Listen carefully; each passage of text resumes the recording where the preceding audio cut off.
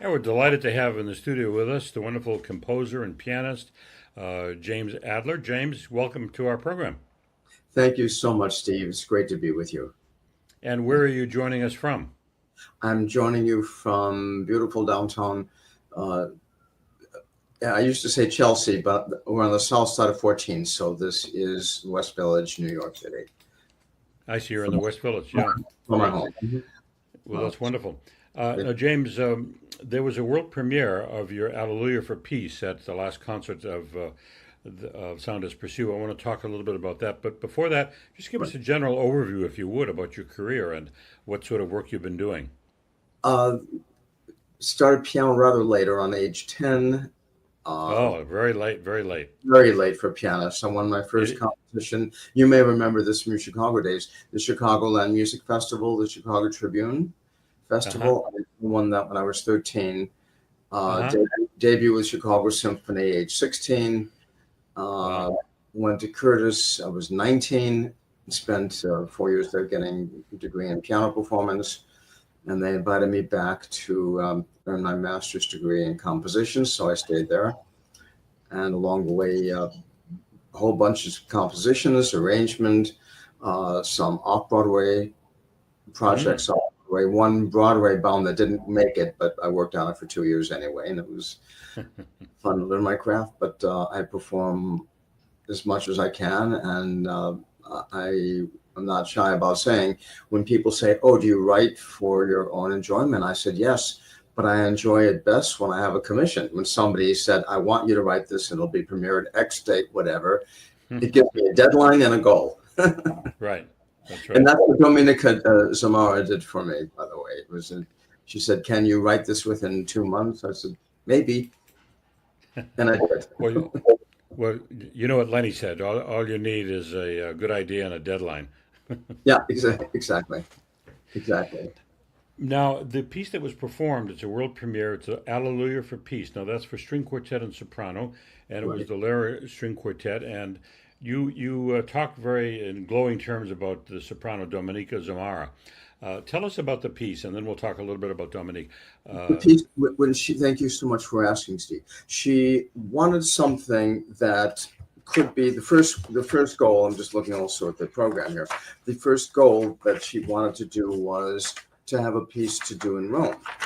And then we got the idea that why just start it there? I said, why not consider it for possibility for Sound Espressivo?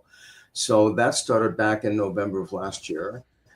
And I said, it would usually would take me a year to spend time. She said, my dear, we don't have a year. This is the 25th, every 25 years, the papal jubilee. So I said, okay, I'll do my best. So Scott was ready to kill me, but on a cruise ship, I'm composing and editing and whatever.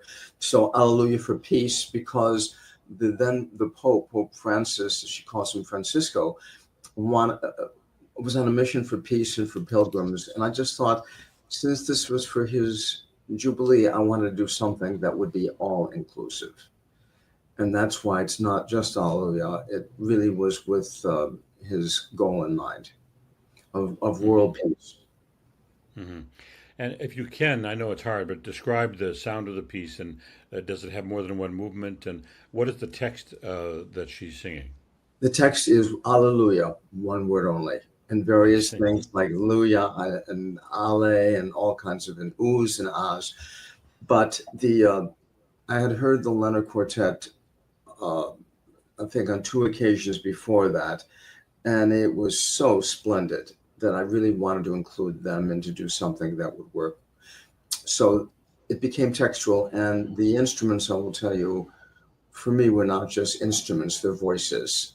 So Hmm. she has a beautiful low range as well. So most sopranos don't have this, but she has a low B flat A. When I put her down there, I had the cello way up there. So they were all singing voices. They're all singing parts. And it starts very minor and a little bit sad because also Pope Francis is gone. So it moves along, but it ends on the upbeat. I move it to B flat major and kind of explosive and fun and upbeat. Hmm. So it ends And on hope. Hmm. And this piece will be performed, you said, at the Vatican in October. It's good. It's a church that's affiliated with Vatican. And for this year, it seems as though with the papal jubilee, the 25, every 25 years, almost everything this year is connected with that. And she and her manager there told me this is, I think it's in a government building, and the government had to approve everything. And it's one of those kind of deals. So this will be performed October 24th at the, I would have to look that up, the church, but it's a well-known in the center of the city there. And she'll be performing this with a string quartet. And she asked, since it's a quartet that she doesn't work with that often, she said, would I mind conducting? I said, well, quartets may not want that, but she said, it'd be wonderful. I want a composer on stage. And I told her, as I mentioned to you, I'm a much better participant and performer on stage than I am audience member. So absolutely, right. I'll be there. I'll be in Rome. Well, quartets generally aren't conducted, but in this case, you're the composer. So I'm sure the quartet will welcome your leadership of the piece. Thank you. And part of this too is just to be able to, I write some very tricky rhythms and to make sure I can help hold this together. Right. Yeah. Tricky rhythms. Yeah, thank you. You also mentioned that you have performed and will be performing the Rhapsody in Blue coming up. Yes. I performed it with Quo Orchestra. It was a family-friendly event, two concerts, and the conductor kind of last minute, he had mentioned he wanted to do this, but David Bloom turned, he said, you know, would you mind if we ask Scott to come down and you guys talk about your marriage and how Rhapsody in Blue brought you together? So the audience was on. We brought that together. So I played two concerts with Quo in March, and longtime friend Brian Warsdale, who's the music director of the French Woods Performing Arts Festival, up in Hancock, New York.